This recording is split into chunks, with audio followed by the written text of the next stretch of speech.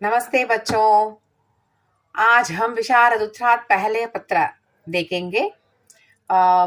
वो पहले पत्र में हमको नवीन पद्य चैनिका और पंचवटी नामक दो पुस्तकों से आता है। அதில் வந்து பார்த்தீங்கன்னாக்கா உங்களுக்கு ஆதுனிக் காவியகாண்ட், உருது காவியகாண்ட் அண்ட் பிராச்சீன் காவியகாண்ட் இருக்கு. ஸோ ஆதுனிக் காவியகாண்டில் மாடர்ன் ஆத்தர்ஸோட போய்ட்ரிஸ் அது இருக்கு. உருது காவியகாண்டில் உருது போய்ட்ரிஸ் இருக்கு.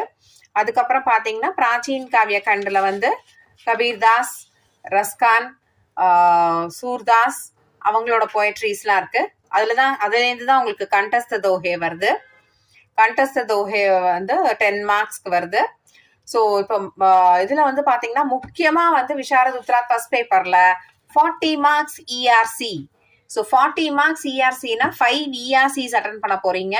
5உமே இன்டர்னல் சாய்ஸ். உங்களுக்கு 5ல் ஏதாவது ஒன்று அட்டன் பண்றது தான் பண்ணணும். அதில் 1ல் வந்து இன்டர்னல் சாய்ஸ் தான் இருக்கு. அதை நீங்க கவனமா பார்க்கணும். திஸ் ஆர் தட், அதுலேருந்து ஏதாவது ஒன்று தான் அட்டன் பண்ண முடியும். அதில் கவனமா அட்டன் பண்ணுங்க. ஸோ அதில் வந்து பார்த்தீங்கன்னா அவங்க ஆதுனிக் காவிய கண்டுலேருந்து 2 கொடுப்பாங்க. ஃபர்ஸ்ட் 2, அதுக்கப்புறம் உருது காவிய கண்டுலேருந்து 1 கொடுப்பாங்க, பிராச்சீன் காவிய கண்டுலேருந்து 1 கொடுப்பாங்க, பஞ்சவட்டிலேருந்து 1 கொடுப்பாங்க. லாஸ்ட் இஆர்சி எப்போதுமே பஞ்சவட்டிலேருந்து தான் இருக்கும். These are all small tips நீங்க ஞாபகம் வச்சுக்கணும். பை திஸ் டைம் நீங்க பேப்பர்ஸ் எல்லாம் அனலைஸ் பண்ணி வச்சிருந்தீங்கன்னா, படிச்சு முடிச்சிருந்தீங்கன்னா அதை அனலைஸ் பண்ணி வச்சிருப்பீங்க. இருந்தாலும் உங்களுக்கு அந்த டிப்பா கொடுக்குறோம் நாங்க. ஸோ அதுல வந்து பாத்தீங்கன்னா அந்த பஞ்சவட்டிலேருந்து லாஸ்ட் வரும். ஸோ இந்த 8 மார்க்ஸ் உங்களுக்கு எப்படி ஸ்பிளிட் பண்ணி கொடுப்பாங்கன்னா சந்தர்ப்ப வியாக்கியா அண்ட் விசேஷதா அது எழுதணும். ஸோ பிரசங்க சந்தர்ப்ப வியாக்கியா விசேஷதா 4 இதுக்கும் ஈச்க்கு 2 மார்க்ஸ். ஸோ பிரசங்கங்கிறது எந்த போய்ட்ரியிலேருந்து வந்திருக்கு, யார் எழுதியிருக்கா அப்படிங்கறது எழுதும் போது அதுக்கு ஒரு 2 மார்க்ஸ் கிடைக்கிறது.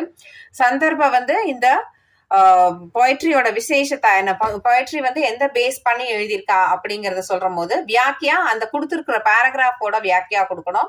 அதுக்கப்புறம் பாத்தீங்கன்னா விசேஷத்தா அது ஹிந்தி எந்த போய்ட்ரி எந்த இதுக்காக இதுல எழுதியிருக்கா அப்படிங்கிற அந்த விசேஷத்தாவை நம்ம கொடுக்க போறோம். ஸோ அந்த மாதிரி 4 பேராகிராஃபா நீங்க ஸ்பிளிட் பண்ணி எழுதும் போது ஈச் கேரிஸ் 2 மார்க்ஸ். ஸோ அதனால 8 மார்க்ஸ் ஈஸியா இதுல வந்து நம்ம மார்க் வாங்க முடியும். இன்னொரு ஒரு டிப் சொல்றேன் கேளுங்க. ஃபர்ஸ்ட் வந்து உங்களுக்கு தெரிஞ்சதெல்லாம் தான் எழுதணும். அது நீங்க இவ்வளவு எக்ஸாம்ஸ் எழுதிருக்கீங்க, அது உங்களுக்கு எல்லாருக்குமே தெரியும். பட் இருந்தாலும் இது ஒன்றும் புது டிப் கிடையாது. இருந்தாலும் எதுக்காக சொல்றேன்னா, இந்த இஆர்சிங்கிற போர்ஷனை வந்து ஃபர்ஸ்ட் கொஸ்டினா கொடுத்திருந்தாலும் நீங்க பின்னாடி எழுதுறது நல்லது. ஃபர்ஸ்ட் எடுத்த உடனே உங்களுக்கு தெரிஞ்ச எஸ்ஏஸ் எல்லாம் எழுதி முடிச்சுட்டு அதுக்கப்புறம் நீங்க இந்த இஆர்சி அட்டன் பண்ணீங்கன்னா உங்களுக்கு ஈஸியா டைம் வந்து அவ்வளவு எடுக்காது.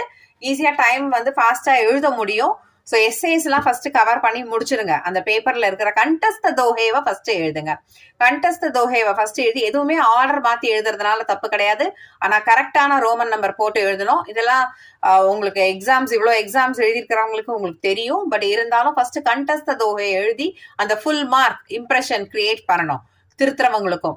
ஸோ அந்த மாதிரி உங்களுக்கு அந்த ஃபுல் மார்க்ஸ் வாங்கிட்டீங்கன்னா அதுக்கப்புறம் வந்து உங்களுக்கு first impression is the best impression.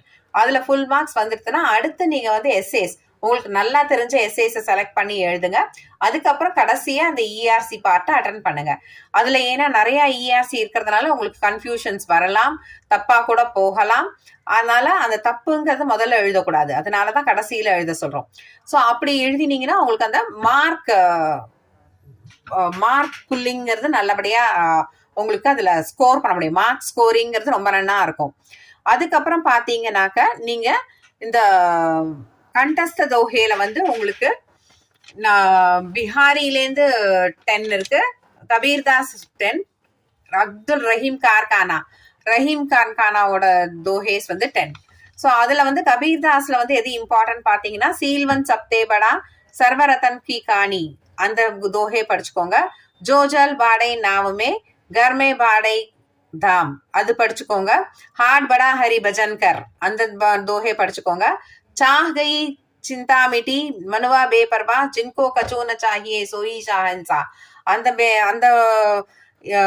தோஹேவை படிச்சுக்கோங்க. தீரே தீரே ரேமனா நம்ம வந்து பிராத்மிக்ல இருந்து படிச்சுட்டு இருக்கோம். ஸோ அதனால அது ரொம்ப ஈஸி. அதை படிச்சுக்கோங்க, தீரே தீரே ரேமனாவை. அப்புறம் வந்து அப்துல் ரஹீம் கார்கானால வந்து ரஹிமன் கஹத் சுபேட்டு சோ கியோன பயோன தூபீட் அந்த போய்ட்ரி படிச்சுக்கோங்க. அப்புறம் மாங்கே கடத் ரஹீம் பத் அப்படிங்கிற அந்த தோஹே. தேன்ஹார் கோ கோவு ஔர் ஹே அது. அந்தர் தாவ் லகி ரஹே துவா ந பிரகடை சோயி அதை படிச்சுக்கோங்க. அதுக்கப்புறம் ஜபமா நெக்ஸ்ட் வந்து பீகாரியில வந்து ஜபமாலா சாப்பா திலக். நீங்க இதுல 2 இது தரோவா இருந்தீங்கன்னா கூட போறோம். 4 தான் எழுத போறீங்க. ஸோ 4 எழுதுற போது உங்களுக்கு 2 இது தரோவா இருந்தீங்கன்னா கூட நீங்க வந்து நல்லா கான்ஃபிடென்ட்டா 2 அதுலேருந்து அட்டன் பண்ணி நீங்க 4 தோகை அட்டன் பண்ண முடியும்.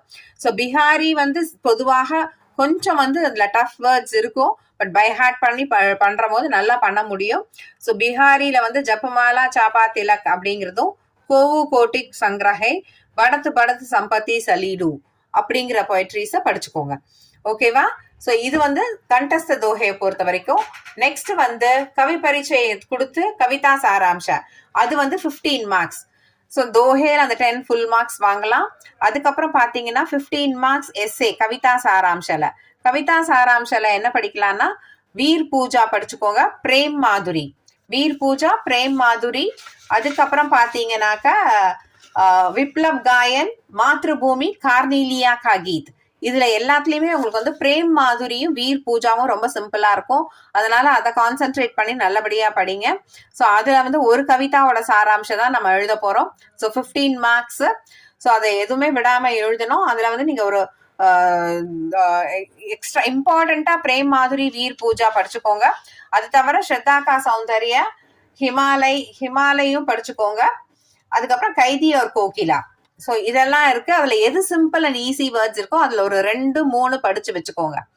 ஸோ எல்லாமே படிக்கணும், எதையுமே விடக்கூடாது. லிட்ரேச்சர் லாங்குவேஜ் நம்ம படிக்கிறதே லிட்ரேச்சர் என்ஜாய் பண்ணி படிக்கிறதுக்கு தான். But exam point of view தான் நம்ம இப்போ பேசுறோம். ஸோ அதுல பேசுற போது எல்லாத்தையும் படிச்சு புரிஞ்சுக்கணும். பட் படிக்க நல்லா தரோவா படிச்சு நம்ம எக்ஸாம்ல ப்ரெசென்ட் பண்றதுக்கு நமக்கு பிரேம் மாதுரி வீர் பூஜா அதை படிச்சுக்கோங்க. நெக்ஸ்ட் வந்து பாத்தீங்கன்னாக்கா உருது பத்தியல சாராம்சம் எழுதுறது. ஸோ உருது பத்தியல சாராம்சம் வந்து பாத்தீங்கன்னா 10 மார்க்ஸ்க்கு வருது.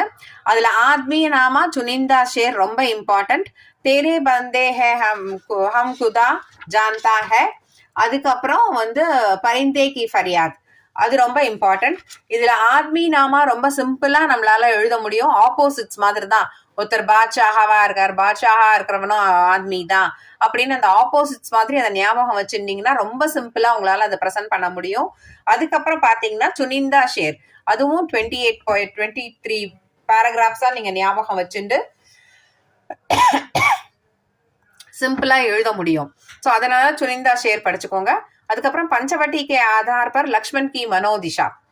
பஞ்சவட்டியில எஸ்ஏ கொஸ்டின்ஸ் வந்து 15 மார்க்குக்கு வருது. அதுல லக்ஷ்மண் கி மனோதிஷா ரொம்ப இம்பார்ட்டன்ட். அதுக்கப்புறம் பாத்தீங்கன்னாக்கா ஷூர்பனகாவோட கேரக்டர், ஏன்னா கல் நாயிகாவா இருந்தாலும் அவதான் நாயிகாவா அந்த பஞ்சவட்டியில இருக்கா. அதனால ஷூர்பனகாவோட கேரக்டரும் நீங்க நல்லபடியா படிச்சுக்கோங்க. அதுக்கப்புறம் பஞ்சவட்டிக்கு ஆதார் பர் ராம் கா சரித்திர சித்திரன். நெக்ஸ்ட் 6th ரோமன் அதுல ஒரு 10 மார்க்ஸ் எஸ்ஏ எழுதுற போது பஞ்சவட்டிக்கு ஆதார் பர் ராம் கா சரித்திர சித்திரன். அதுக்கப்புறம் பஞ்சவட்டிக்கு பிரதான் பாத்திரம் நீங்க யார நினைக்கிறீங்க, ஆப் ஜிஸ்கோ மான்தே ஹே, ஆப் கிஸ்கோ மான்தே ஹே, தர்க்க சகித் உத்தர் பிரஸ்துத் கரேன். அதுல நீங்க யார நினைக்கிறீங்களோ அவங்கள பத்தி நீங்க எழுதலாம். ஸோ அது வந்து நீங்க எந்த கேரக்டர் வேணா செலக்ட் பண்ணி எழுதலாம். ஷூர்பனகாவும் எழுதலாம், ராமும் எழுதலாம். பட் அது தர்க்க சகித் இருக்கணும். ஸோ ராமும் எழுதலாம், லக்ஷ்மண் எழுதலாம். ஸோ அந்த மாதிரி அதனால ஷூர்பனகா, ராம், லக்ஷ்மண் 3 படிச்சு வச்சுட்டீங்கன்னா இட் வில் பி ஈஸி. அதுக்கப்புறம் பஞ்சவட்டிக்கு ஆதார் பர் லக்ஷ்மண் கி மனோதிஷா ரொம்ப இம்பார்ட்டண்டான கொஸ்டின். ஸோ இது வந்து பாத்தீங்கன்னா நல்ல மார்க் ஸ்கோர் பண்ணலாம். ஃபர்ஸ்ட் கிளாஸ் வாங்கறதுக்கு உங்களுக்கு வாய்ப்புகள் நிறைய இருக்கு. நம்ம வந்து விஷாரத் பூர்வாத்ல ஏதாவது லூஸ் பண்ணியிருந்தா கூட அதையும் சேர்த்து வச்சு நம்ம இந்த விஷாரத் உத்ராத்ல ஸ்கோர் பண்ணி 2ம் சேர்த்து தான் உங்களுக்கு ஃபர்ஸ்ட் கிளாஸ் போடுவாங்க. ஸோ அதனால இந்த ஃபர்ஸ்ட் பேப்பர்ல நல்லபடியா ஃபர்ஸ்ட் கிளாஸ் வாங்கறதுக்கு பாருங்க. I thank for giving this opportunity for me. எனக்கு இந்த சந்தர்ப்பத்தை வழங்கிய ரமணா பப்ளிகேஷன்ஸ்க்கு என்னுடைய நன்றியை தெரிவிச்சுக்கிறேன். நன்றி. அவங்களோட முயற்சி ரொம்ப நல்ல முயற்சி. அவங்க மோட்டிவேஷனல் எக்ஸாம்ஸ்லாமும் கண்டக்ட் பண்றாங்க. ஸோ அதையும் அட்டன் பண்ணி ப்ராக்டிஸ் பேப்பர் மாதிரி அதையும் முன்னாடி எழுதி கொடுத்தீங்கன்னா அவங்க திருத்தி கமெண்ட்ஸ்லாம் கொடுக்குறாங்க. ஸோ அதையும் பயன்படுத்திக்கோங்க. தன்யவாத்.